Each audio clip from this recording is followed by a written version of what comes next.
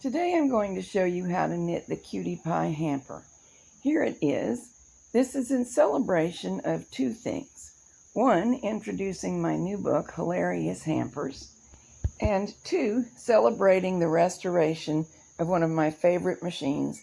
It was caught in an unexpected storm that blew its cover off, got soaking wet. We did a complete rescue and restoration, and phew, it works. I will put a link to the video on that subject in the notes just in case you face a disaster in your life.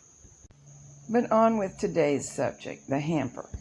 I'm demonstrating on a bulky using number 4 yarn, but you may follow along using any yarn suitable to any machine.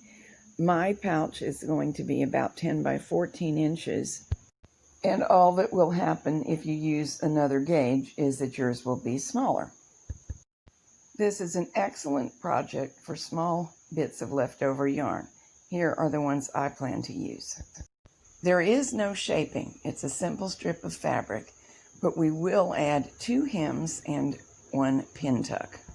Here's a quick overview, and we will repeat this during the pattern. You don't have to write it down. Cast on 40 stitches, knit 12 rows, and hang a hem. That first hem will become the lower lip of the Cutiepie face. Then we'll knit 144 straight rows, work our pin tuck, and I will show you that in detail. It's not difficult. Work 18 plain rows and knit a final hem. Simple as can be. So let's get started. Cast on 40 stitches by E-wrapping. Use the color that you want to be the Cutiepie's lip color.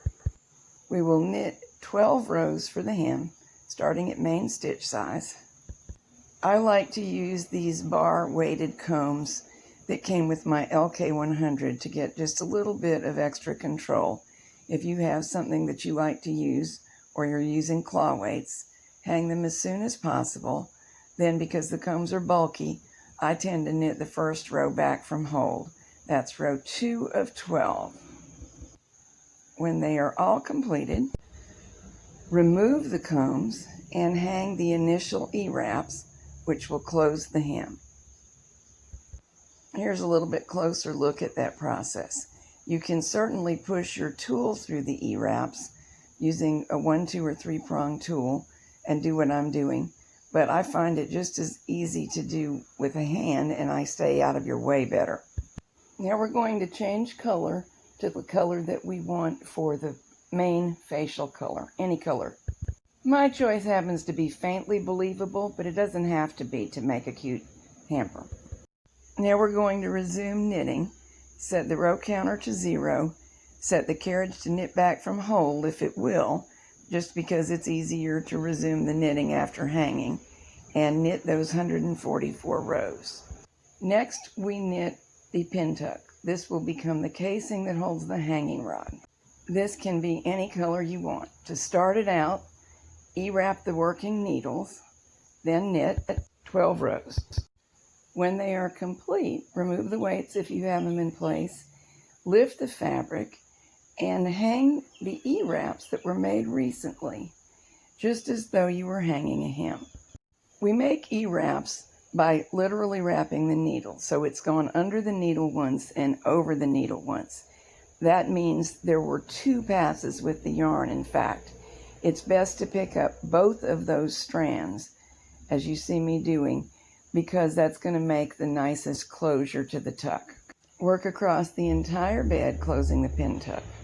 The next 18 rows should be the main face color of plain knitting.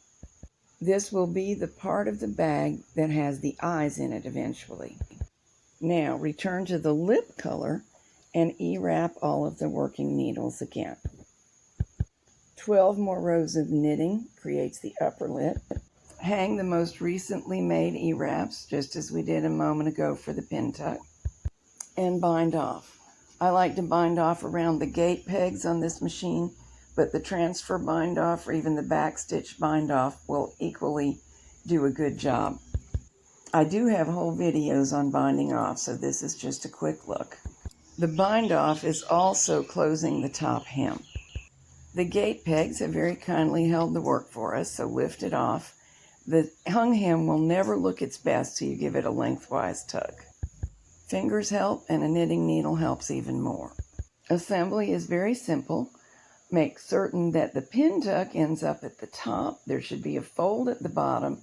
The two lips overlap, bottom lip over top lip. Sew the layers of fabric together along the edges. Any neat seam is fine.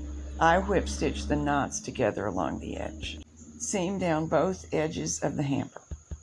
Choose 2 buttons for eyes and position them on the small strip of plain knitting that's above the top lip and sew them in place. Finishing the face is really a matter of personal taste. You can play around with it and have a really good time. I decided to use doubled yarn and back stitch around the buttons to emphasize the eyes. You could also embroider eyelashes and even eyebrows. And if for some reason you don't want to use stitching, fabric markers will also work. So the face and the hamper are finished, but we need a hairdo. Bring out 2 needles, leave a gap of 6, bring out another 2, and E-wrap the 4 needles that are in work.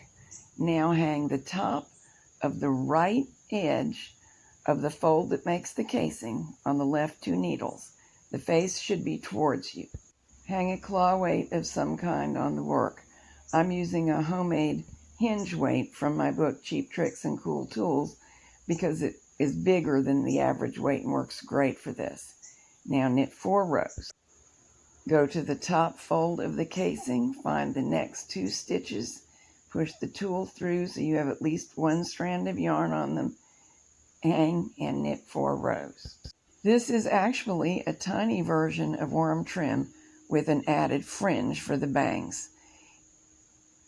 It's fairly important that you do hang every 2 stitches at an even pace, but small errors probably won't show up. However, it's not hard to see and find the stitches. When you've worked all the way across after hanging the final little bit, bind off. I'm using the transfer bind off using my fingertips, and make sure to allow space while doing it so that the fringe is uninterrupted at its very edge. In other words, while working across the gap of the 6 needles out of work, pull your loop long when making that bind off stitch. And there is our fringe. It will hang down like bangs, and at the very top of the head there's a little piece of worm trim reinforcing the casing. At the beginning and the ending of the worm trim bangs that we just knitted, there may be a little bit of messiness, and there will definitely be a yarn tail. So you may want to use the yarn tails to stitch down the edge neatly and then work them inside to make them disappear. Insert a dowel into that top casing. I just used a bamboo knitting needle. Tie a cord to each end of the hanging rod, whatever it may be, so as to be able to hang. The hamper capacity may surprise you. Here's what I was able to get inside mine for its next picture. Larger versions can hold socks, underwear, toys, baby clothes. Smaller versions are good for paper, clips, clothespins, business cards, small tools, pens and pencils, rubber bands. The list goes on and on. It's actually a great decluttering tool, besides it's cute.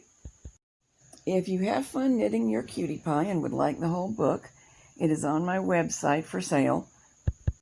All of my books are ebooks, so you will get it instantly and can get right to work.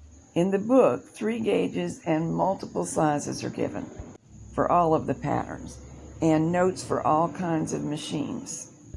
The table of contents is posted on the sale page so you can see what you're getting, and there's a link to that page in the program notes.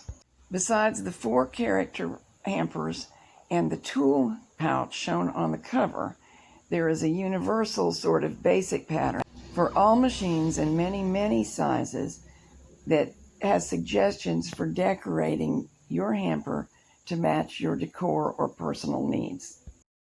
This includes interactive links to free videos on creating the decorations that are suggested.